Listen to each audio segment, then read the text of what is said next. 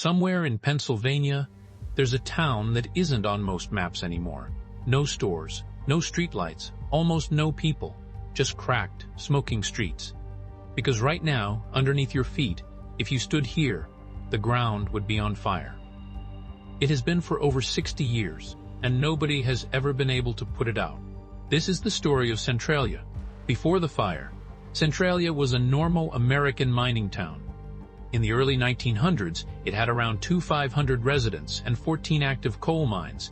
It had churches, a main street, schools, the kind of tight-knit coal town you'd find all across Pennsylvania's anthracite region. By the 1960s, most of the mines had shut down, but over 1,000 people still called it home. Then, in May 1962, the town council did something ordinary, something towns did all the time back then to clean up before Memorial Day.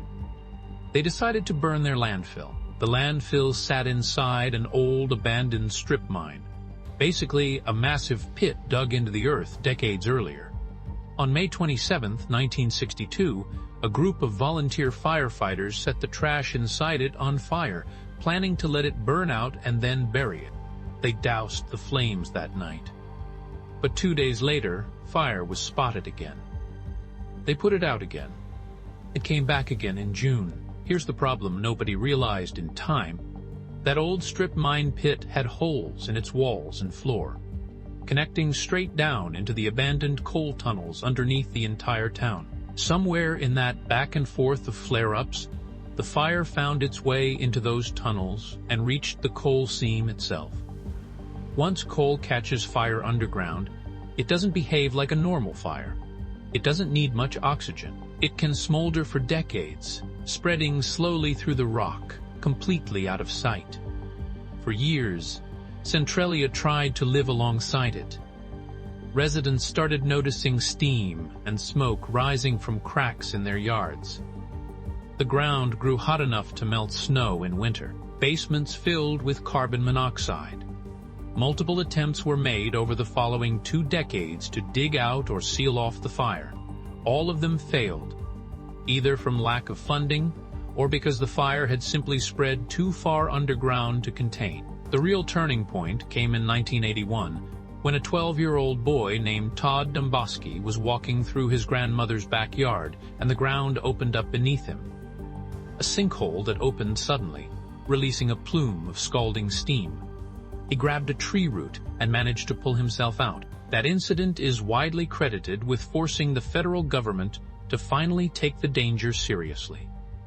By 1983, Congress approved over $40 million to relocate anyone willing to leave.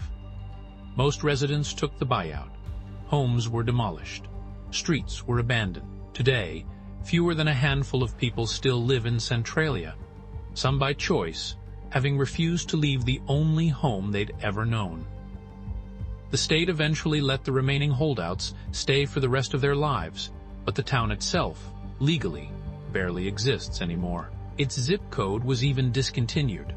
Route 61, the main highway that used to run straight through town, cracked apart from the heat and had to be permanently rerouted. What's left of the old road, nicknamed Graffiti Highway, became a strange tourist attraction, covered in spray paint, until the state buried it under soil in 2020 to stop visitors from trespassing.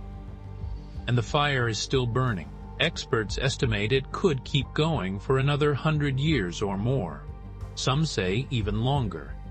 Nobody has ever successfully extinguished it, and at this point, most agree it's simply not worth trying. What makes Centralia different from most abandoned places isn't a monster, or a myth, or a mystery nobody can explain. It's the opposite. It's completely explainable. A trash fire. A coal seam.